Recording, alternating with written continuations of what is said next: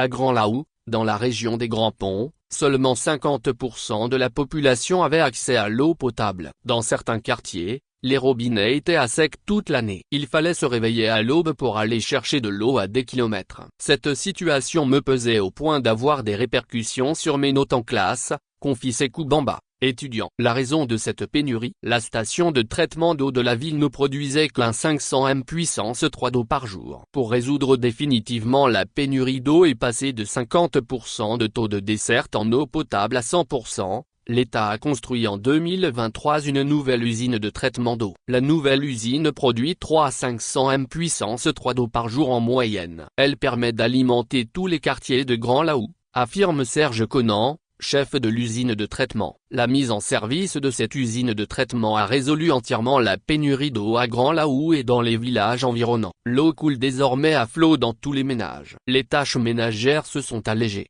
améliorant ainsi la qualité de vie des habitants de la ville. Tout est plus simple dans notre quotidien depuis que nous avons de l'eau à la maison, confirme Koya Bamba, commerçante à Grand-Laou.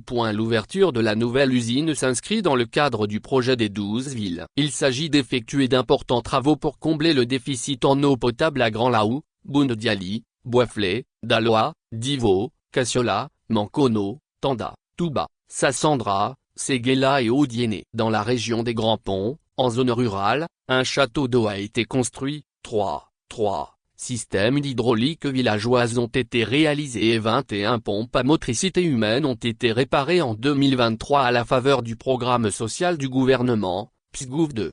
L'objectif du gouvernement ivoirien est de faire en sorte que toutes les villes et toutes les contrées du pays soient alimentées en eau potable.